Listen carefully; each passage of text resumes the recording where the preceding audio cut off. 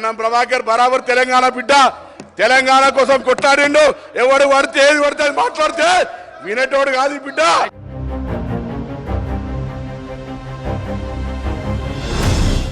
అట్టడుగు వర్గాలకు అండగా పొన్నం.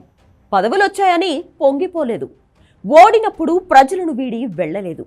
కష్టపడి పనిచేస్తే పదవులే వెతుక్కుంటూ వస్తాయని నమ్ముతారు. నియోజకవర్గంలో ప్రతి గ్రామంలో సొంత క్యాడర్.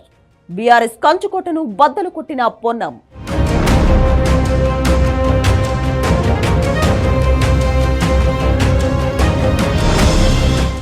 తెలంగాణ కోసం ఉద్యమించారు. సొంత పార్టీతోనే విభేదించారు. ప్రజల ఆకాంక్షలను అధిష్టానానికి వినిపించారు. కాదంటే పార్టీకి తీవ్ర నష్టమేనని హెచ్చరించారు. నిత్యం ప్రజల్లో ఉండే ఆ సీనియర్ నేత పదవుల కోసం పాకులాడలేదు. కష్టపడి పనిచేశారు. ఫలితాన్ని అధిష్టానానికి వదిలేశారు. అందుకే ఆయన్ను పదవులు వెతుక్కుంటూ వచ్చాయి. ఆయనే మంత్రి పొన్నం ప్రభాకర్.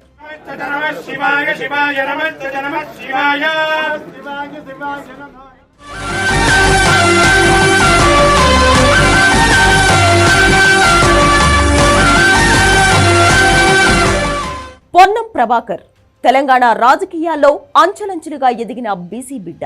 విద్యార్థి నేతగా, ఎంపీగా, ఎమ్మెల్యేగా, మంత్రిగా రాణిస్తున్నారు. ఏ పదవిలో ఉన్నా నమ్మిన సిద్ధాంతాలను మర్చిపోలేదు. ఎత్తుకున్న జెండాను వదిలిపెట్టలేదు. ఎంత ఎత్తుకు ఎదిగినా ఒదిగి ఉంటారు మంత్రి పొన్నం ప్రభాకర్. ఎంపీగా పనిచేసినా, తాజాగా మంత్రి అయినా ఎన్నడూ అధికార దర్పం ప్రదర్శించలేదు. నలుగురిలో ఒకడిగా కలిసిపోతారు.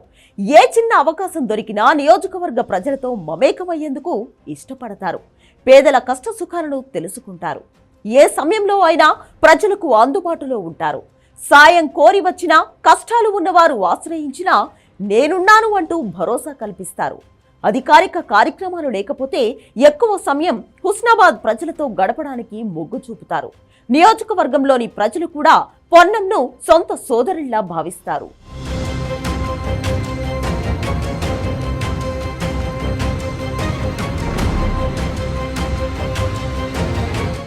రెండు 2009లో కరీంనగర్ నుంచి ఎంపీగా గెలిచిన పొన్నం విద్యార్థి నాయకుడిగా కాంగ్రెస్తో అనుబంధాన్ని పెంచుకున్నారు.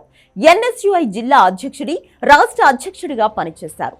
విద్యార్థి ఉద్యమాలతో కాంగ్రెస్ అగ్రనేతలకు దగ్గరయ్యాడు. ఎన్ఎస్యుఐ రాష్ట్ర అధ్యక్షుడిగా అప్పటి ప్రభుత్వాన్ని వ్యతిరేకంగా ఎన్నో ఉద్యమాలు చేశారు. పొన్నం నాయకత్వ లక్షణాలను గుర్తించిన మాజీ సీఎం దివంగత నేత వైఎస్ రాజశేఖర రెడ్డి 2009లో పిలిచి ఎంపీ టికెట్ ఇచ్చారు. వచ్చిన అవకాశాన్ని పొన్నం ప్రభాకర్ ఏమాత్రం వదులుకోలేదు. కరీంనగర్ పార్లమెంటు నియోజకవర్గం మొత్తం తిరిగారు. అన్ని గ్రామాల్లో తనకంటూ ప్రత్యేకంగా అనుచరులు తయారు చేసుకున్నారు. స్వరాష్ట్రం కోసం కాంగ్రెస్ నాయకత్వంతోనే విభేదించారు. తెలంగాణ కోసం ఢిల్లీలో పోరాటం చేశారు. పార్టీ ఎంపీలను ముందుండి నడిపించారు. ఎన్నో త్యాగాలు చేశారు. 2014లో తెలంగాణ రాష్ట్రం సిద్ధించింది.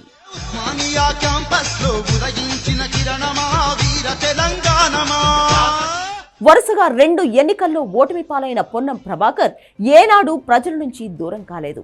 ప్రజల మధ్య గడిపారు. ప్రజలతోనే మమేకమై వారి కష్ట సుఖాల్లో పాలు పంచుకున్నారు. బీఆర్ఎస్ ప్రభుత్వ వైఫల్యాలను ఎప్పటికప్పుడు ఎత్తి చూపారు. 2023లో తొలిసారి అసెంబ్లీ ఎన్నికల్లో పోటీ చేశారు. హుస్నాబాద్ నుంచి స్థానంలో గెలుపొంది రేవంత్ రెడ్డి కేబినెట్లో రవాణా, బీసీ సంక్షేమ శాఖల బాధ్యతలు చేపట్టారు. మంత్రి అయ్యానని ఏనాడు తలకెక్కించుకోలేదు.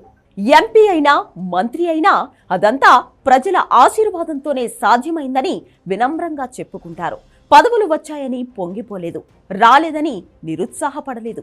కష్టపడి పనిచేస్తే పదవులు వాటంతటవే వస్తాయని నమ్మే వ్యక్తి పొన్నం ప్రభాకర్.